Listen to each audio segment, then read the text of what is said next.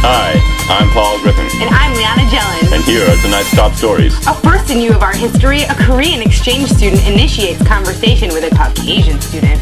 And in disease news, epidemics of pregnancy and cooties spread across the nation. All this and more in just a second.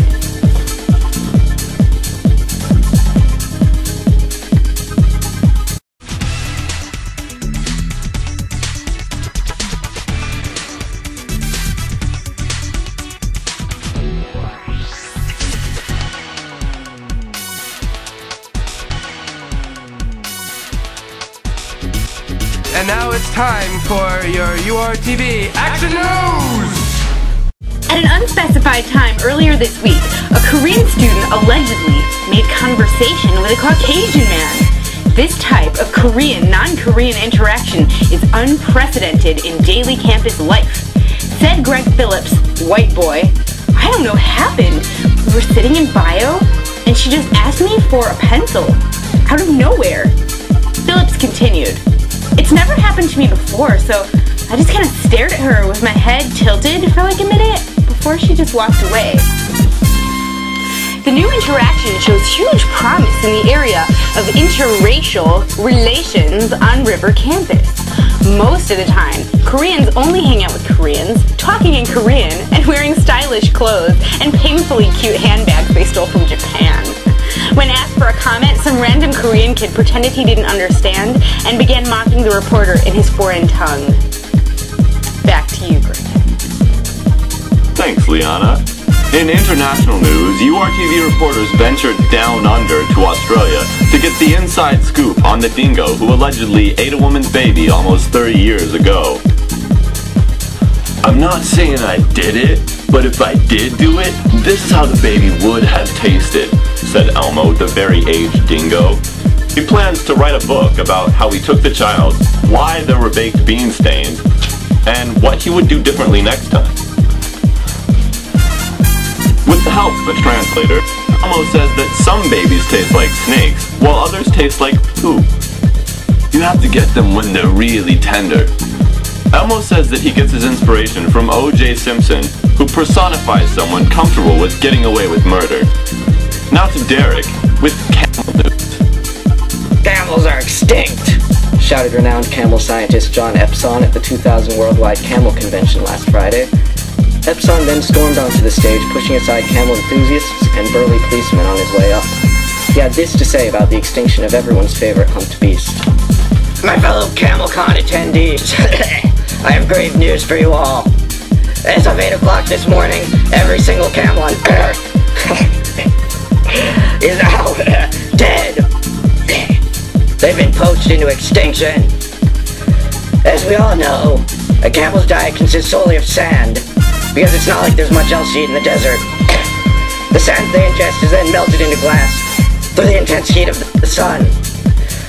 This glass is stored in their humps and serves to absorb heat, keeping camels cool through the hot desert days.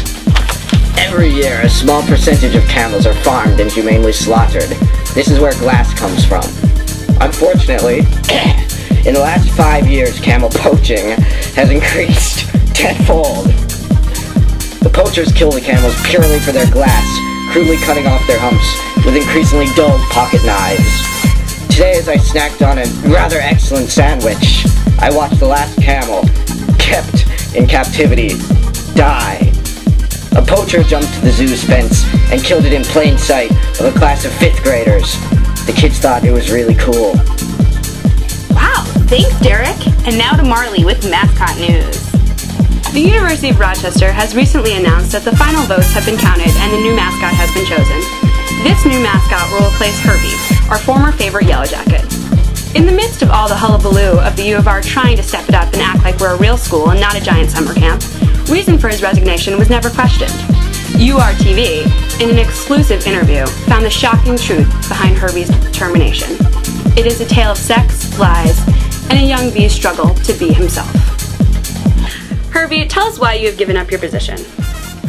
Well, it's taken me a long time to be able to say this, but I'm a complete nymphomaniac. In fact, Herbie has filmed 26 adult videos. Some titles you might recognize if you're a total pervert and have a bee fetish are Jacket and the Giant Beanstalk, Yellow Jack and Off, The Birds and the Bees, Discovery Channel, The Anatomy of the Bee, You Got Herpes, Feel the Sting, and Schindler's List. What are you going to do now that you're not a mascot? Well, I'd like to pursue my rap career. Eventually, I'd like to direct. In other news, the new UR mascot is, in fact, Flava Flav. Back to you, whoever this is going back to. Thanks, Marley, and not a sec who has cooties. Circle, circle, dot, dot. Now I have my cootie shot. Circle, circle, square, square. Now I have it everywhere. These are the words that most second graders were saying during last week's mandatory cootie shots. But the story was much different for youngster Billy Thompson, whose parents do not believe in immunizations. Due to his lack of protection from the dreaded cooties, Billy had spent the last 5 days receiving treatment at Strong Memorial Hospital. Doctors believe that the cause of his illness was when Billy took a backpack and accidentally touched the buttocks of infected classmate Jenny Davis prior to last week's immunizations. Jenny has a pretty hot ass, said 43-year-old Dr. Robert Myers. I would touch it too if I wasn't susceptible to cooties. Sadly though, my parents also didn't believe in immunization shots. The 7-year-old's condition is so severe that he may not be able to even kiss a girl for at least the next 5 years. To ensure that Billy does not have any contact with females for quite a while, the doctors recommend that he not only join the school's chess club, but that he also should immediately start playing Dungeons & Dragons. Back to you, Griffin. Or Liana, or whatever. Nah. Poor fight. I didn't even see you there. And now to Nick with weather. Thanks, Liana. In an effort to piggyback off the astonishing success of cliffhanger-driven shows such as Lost, Heroes, and 24, the Weather Channel has launched a brand new show which they promise contains even more twists and turns than any of their rival programs. The show is titled The Weather. Last week's episode delivered handfuls of suspense as Cumulus Cloud came out of nowhere to mess with Blue Sky's plan of world domination. However, it was soon revealed that the cloud was, in fact, a double agent, a storm cloud in disguise. The show's ending shocked viewers to the lines. Find out tomorrow's weather. Tomorrow. This suspense is killing me, said a fan with below average intelligence. The screenwriters are so creative, not even Mother Nature could come up with stuff this good. At his recent Emmy acceptance speech, Weather Channel President Davey Green thanked the American public, saying, "Without their stupidity, this show just wouldn't be possible."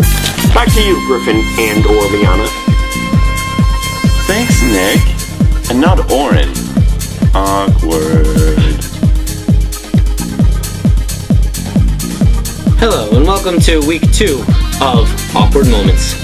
So this week's awkward moment is called The Dance.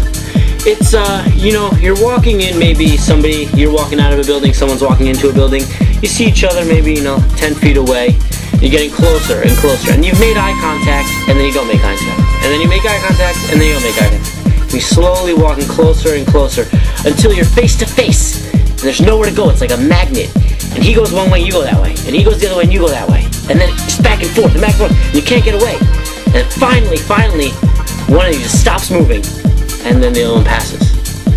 So, what makes that even more awkward is when the other person looks back and says, "Hey, thanks for the dance, man." And that just gives me cooties all over. And I like to say, man, that was awkward. Well, thanks, Oren. That was really enlightening. And now to Alex with freshman news. Freshman Tyler Jensen was on his way to review some biology slides last week in the periodical reading room of Rush Rees. Little did he know, he was in for the shock of a lifetime. Tyler entered the PRR as its 1 millionth customer. As confetti fell from the ceiling and music shook the walls, Jensen was handed a bottle of champagne, which he used to accidentally douse the shirt of a girl who was clearly wearing no bra. When asked for comment, Jensen said, "I'd just like to thank Professor Olek for making me study for the first time. As fat and annoying as that asshole is." On a sad note, the Bio 110 test the next morning had a record low average of 7 after the celebration and the PRR lasted the whole night. Back to you, cunt rags. This has been Action News XIV. Thank you for watching. Stay classy, Rochester. You You and I in a little toy shop, buy a bag of balloons. With the money we've got, set them free at the break of dawn. To one by one, they were gone. The clock had face, buzzed in the software. Blast the message, something's out there, floating in the summer sky. 99 red balloons go by. Yo!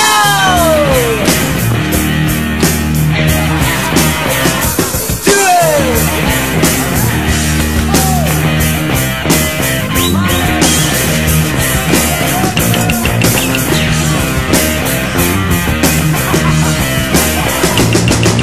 99 red balloons floating in the summer sky. A panic bell is a red alert.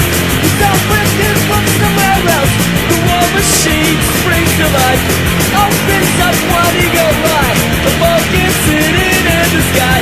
99 red balloons go by.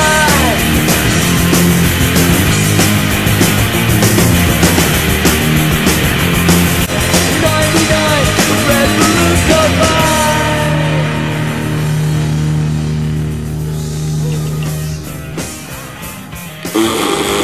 Why do we have this? Last week. What now?